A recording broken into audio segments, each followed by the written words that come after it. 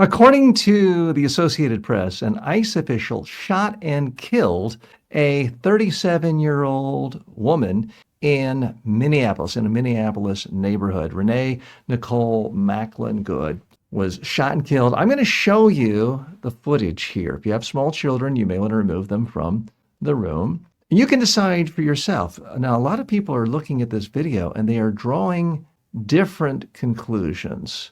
Let's take a look now, and you can judge for yourself exactly what you think happened here.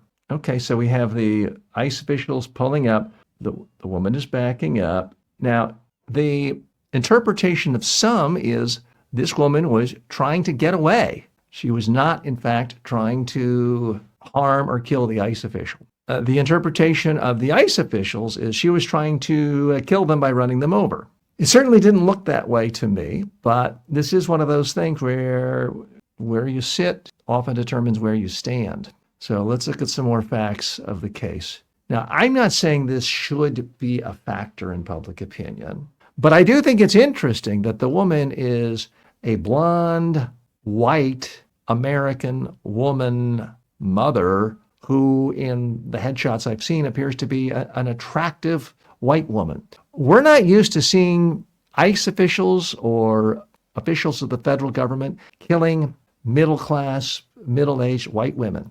That's something that's unusual. I'm not in any way suggesting that her life has higher moral value than, say, a poor black man. But based on how racial politics flare up in America, it may, in fact, have a real difference in how this whole thing plays out in public opinion. Now, Kristi Noem, the Homeland Security Secretary, as you would expect, is very adamant that she said, quote, "Our officer followed his trainings, did exactly what he's been taught to do." Again, it just seems a bit odd that someone is backing up a car, not on your foot, trying to move, to then shoot them and kill them. Just seems a bit extreme. And maybe not everything is like it is in the TV shows, but whatever happened to shooting out their tires, giving a warning shot, anything like that. But no, this was a shooting.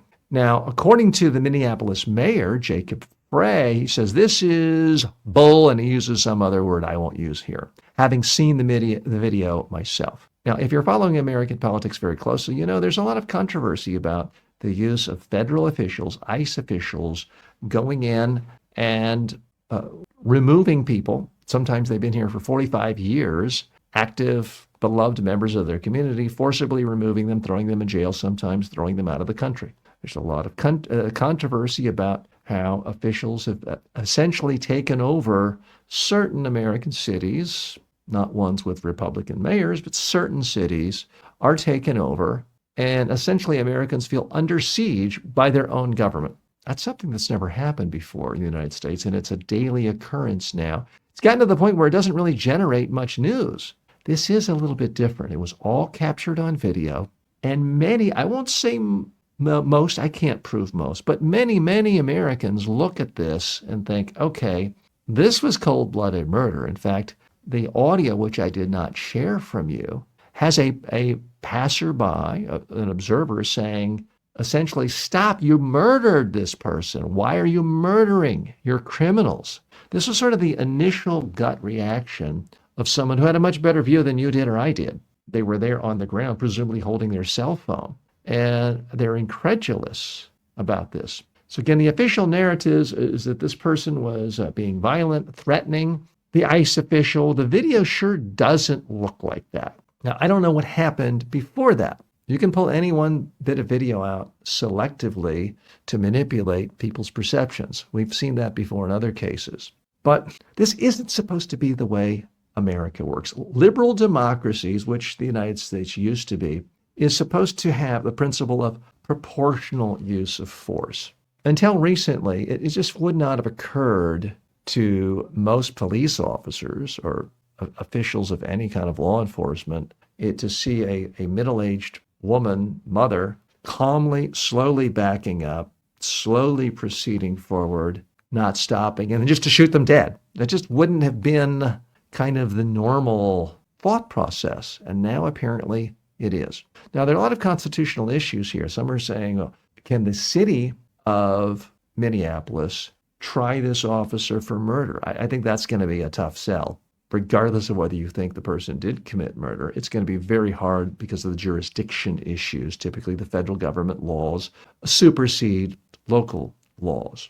But this strikes a lot of people as bizarre. Now, we are already in a situation where President Trump's approval ratings have gone from high 40s to mid 40s to low 40s to, according to some polls, 35, which by many accounts is the lowest any modern president has ever had in terms of approval ratings.